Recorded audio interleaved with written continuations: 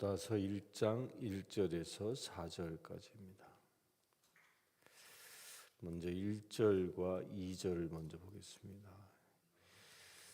예수 그리스도의 종이요 야고보의 형제인 유다는 부르심을 받은 자 곧 하나님 아버지 안에서 사랑을 얻고 그리스도를 위하여 지키심을 받은 자들에게 편지하노라. 긍휼과 평강과 사랑이 너희에게 더욱 많을지어다. 오늘부터 약 한 3일 3차례 정도 걸쳐서 유다서를 이제 강해해 나갈 텐데요. 유다서는 요한계시록 바로 앞에 있는 성경의 65권째 되는 성경입니다. 유다서의 이 현대적인 특징은 뭔가 제 나름대로는 그 현대 목사님들이 이 설교 주제로 잘 안 쓰는 성경이 이 유다서입니다. 성경 통독을 하기 위해서 읽어 나가지만 이 유다서를 본문으로 가지고 설교 제목을 삼는 설교 본문으로 삼는 경우는 거의 찾아보기가 어렵습니다. 그렇게 잘 읽혀지지 않는다라는 거죠. 한 장밖에 없는 것이기 때문이기도 하고 여러 가지 이유로 인해서 잘 읽혀지지 않습니다. 그럼에도 불구하고 이 유다서는 성경의 66권 안에 분명히 정경으로 들어가 있는데요. 이 유다서의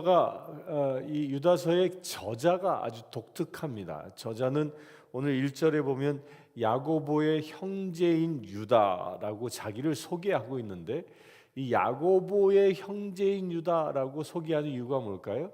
이 유다서가 쓰여지던 시기는 AD 약 66년 뭐 그 전후쯤 된다고 학자들은 추론하고 있는데 그때가 언제입니까? 로마로부터 그 네로 황제로부터 어마어마한 박해가 시작되던 그 시절이었는데 그 시절에 이 야고보의 형제라고 얘기하면 야고보의 형제 그 야고보가 누구죠? 야고보는 우리가 야고보서를 공부했을 때 보았던 것처럼 야고보서의 제자이고 이 야고보는 누굽니까?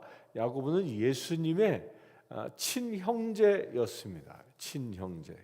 그래서 마태복음 이 13장 55절에 보면 그 예수님께서 고향을 방문하셨을 때에 고향에 있는 그 사람들이 그 예수님을 보고 이렇게 얘기합니다. 이는 그 목수의 아들이 아니냐? 그 어머니는 마리아요. 그 형제들은 야고보, 요셉, 시몬, 유다라 하지 않느냐? 여기서 예수님의 형제들 이야기 이름들이 쭉 기록되고 있는데 예수님의 바로 밑에 그 첫 번째 동생은 그 둘째 아들이죠. 야고보였고 유다는 다섯 번째 형제로 막내에 해당되는 이 형제였습니다. 그 예수님의 막내 형제였던 유다라고 분명히 얘기합니다. 곧 이 유다는 초대교회의 야고보와 더불어 이 박해가 어마어마하게 진행되고 있는 그 시기에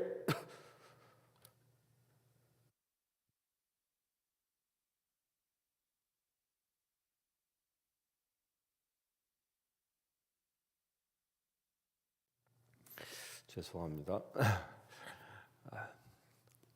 어제 날씨가 추워가지고 제가 목 감기가 왔는지 간질간질하네 목이. 그 야고보의 곧 예수님의 형제였던 유다가 기록합니다. 근데 이 유다는 사실 예수님이 공생의 활동을 할 당시에는 예수님을 따랐던 사람은 아니었습니다. 복음서에 보면 그런 얘기가 나오죠. 예수님께서 사역할 때 오히려 예수님을 데려가려고 형제들이 찾아오는 이야기가 기록되어 있는 것처럼 예수님을 추종했던 제자는 아니었지만 그 이후에 예수님께서 이제 부활하신 이후에 그들은 예수님의 제자 감사합니다. 제자와 같은 반열에 오르게 되어 초대교회의 지도자로 서게 됩니다. 그러면서 이 유다가 자기를 어떻게 소개하냐 하면 예수님의 종이다라고 소개합니다. 예수님의 아우된 유다는 이렇게 얘기하지 않고 나는 예수님의 종이다라고 얘기합니다. 형제의 그 직분에서 내려와 예수를 섬기는 자로 스스로 낮추고 있음을 봅니다. 그러면서 유다가 가지고 있는 교회의 이 성도들을 어떤 사람들이 교회 안에 성도인가, 그 성도의 관을 1절에서 얘기하고 있는 세 가지를 가지고 얘기합니다. 이런 사람이 성도다. 그 첫 번째가 뭡니까? 유다는 부르심을 받은 자라고 이야기합니다. 그러니까 우리 성도들은 교회의 성도들은 부르심을 받아 신자가 된 사람이라는 겁니다. 이것이 세상의 종교와 그리스도인과의 차이가 여기에 있는 겁니다. 세상의 종교는 나의 필요로 인하여 내가 찾아가는 것이 세상 종교입니다. 그러나 그리스도인은 내가 찾아온 것이 아니라 주께서 나를 부르셨기 때문에 우리가 그 부르심에 응답하여 나온 것이라는 겁니다. 곧 내가 신을 선택한 게 아니라 하나님이 나를 택하셨다라는 겁니다. 이게 세상 종교와 우리 기독교와의 아주 근본적인 차이인 것입니다. 그래서 우리 그리스도인들은 이런 이 자긍심이 있어야 하는 겁니다. 하나님이 나를 부르셨다. 나는 부름받은 자다. 하나님께서 나를 부르셨기 때문에 그 부르심대로 살아가도록 우리가 지명받은 것입니다.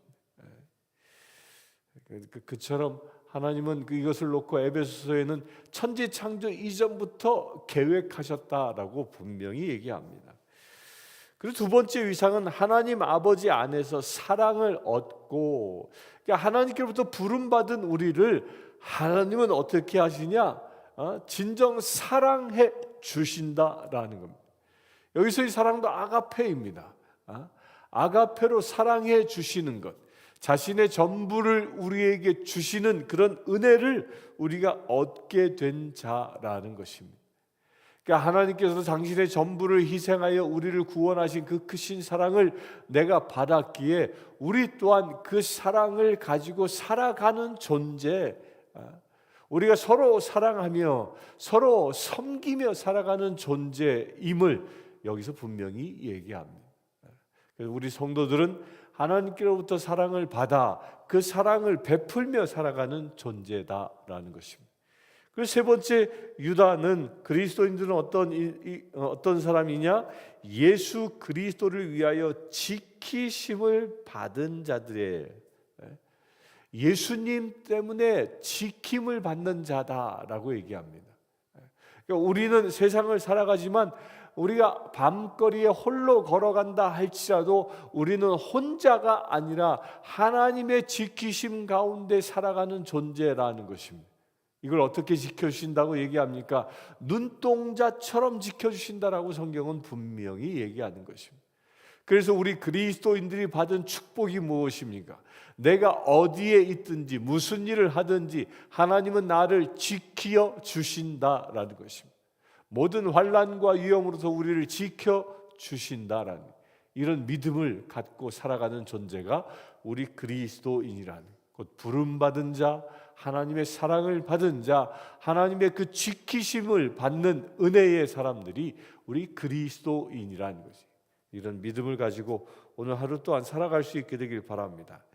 그러면서 2절에 긍휼과 평강과 사랑이 너희에게 더욱 많을지어다 라고 인사를 나눕니다. 여기서 너희라는 말은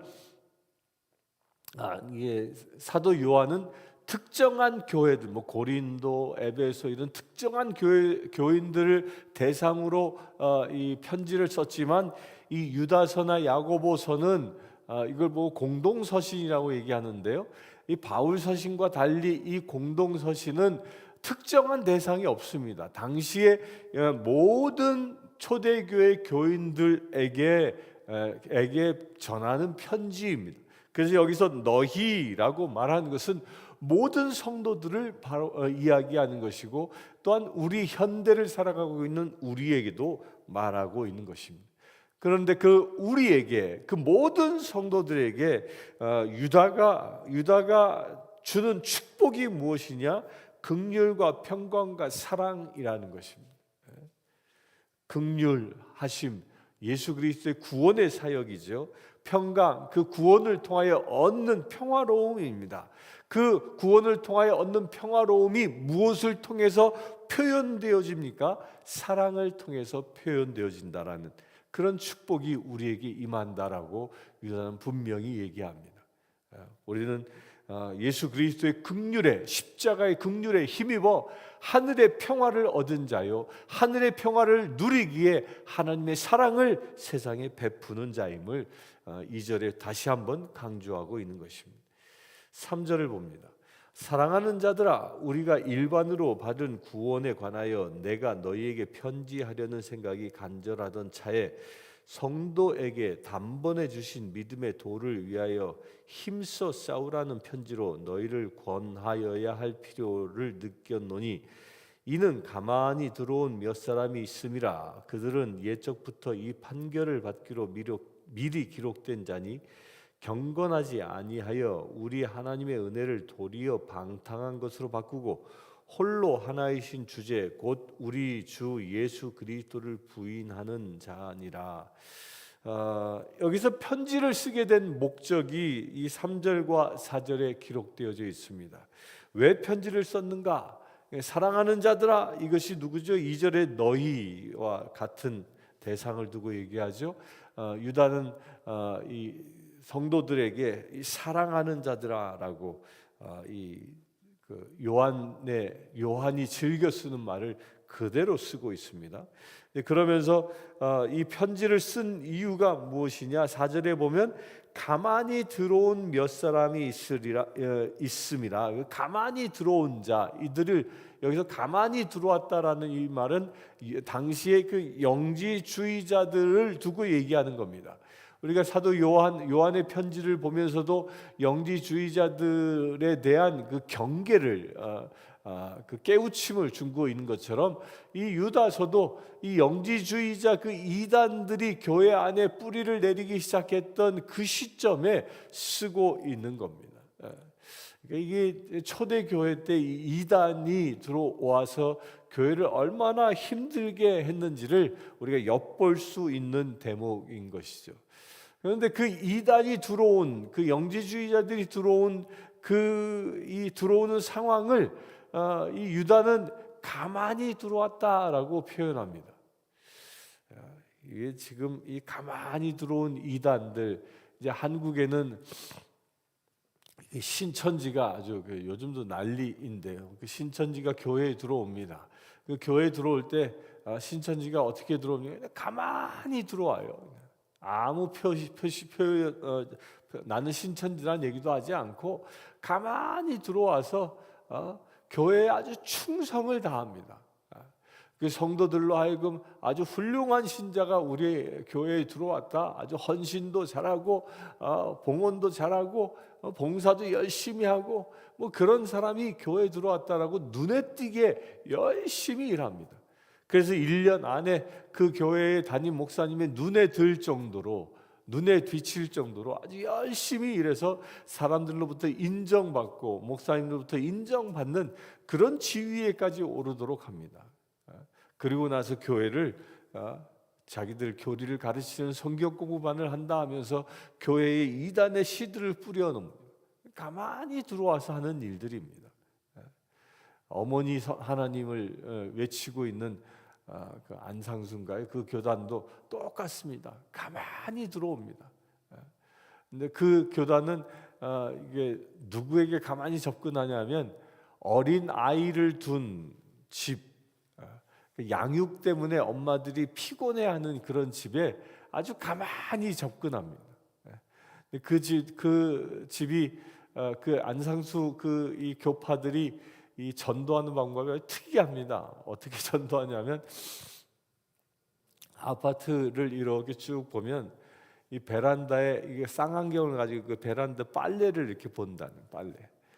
빨래를 봐서 이 아기들 옷이 이렇게 걸려 있는 집을 찾아가는 거예요. 딱 찾아가서 아파트에 가면 한국은 그리스도인들은 다 자기네 집 문 앞에다가 교회 문패를 이렇게 새겨 붙여 놓잖아요.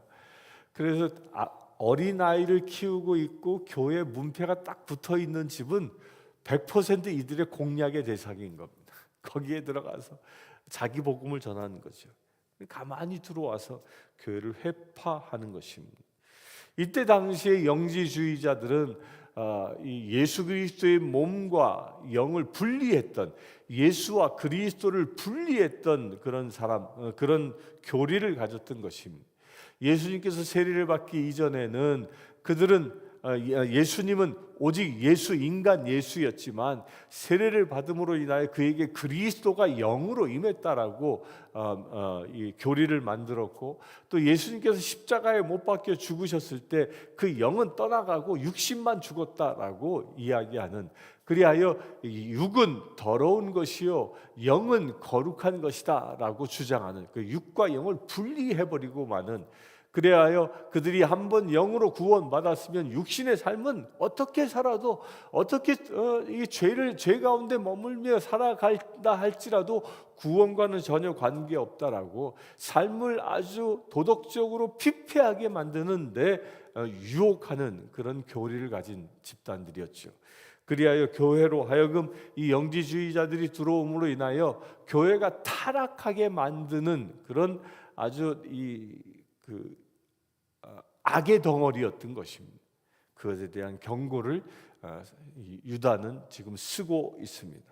이제 우리가 월요일부터 볼 곳에서는 유다가 이 유다서의 특징이 무엇이냐면 구약에서 이야기되고 있는 내용들을 인용해서 진리를 선포하는데, 특별히 구약의 외경을 두 군데를 인용합니다. 그러니까 지금은 전해지지 않는 모세의 승천이라는 외경과, 또한 지금도 전해진 외경 중에 하나인 또한 에녹서를 통해서 그 말씀을 인용해서 영지주의자들의 폐해가 무엇인지를 증명하고 있습니다. 오늘 함께 우리가 기도하길 원하는 것은 유다가 당시 교인들을 바라보았던 관점, 우리 성도들은 부름받은 자요, 우리 성도들은 하나님의 사랑을 얻은 자요, 우리 성도들은 예수 그리스도를 위하여 지킴을 받는 자다라는 이 놀라운 명제가 오늘 하루 우리에게 온전히 실제가 되어질 수 있도록 위해서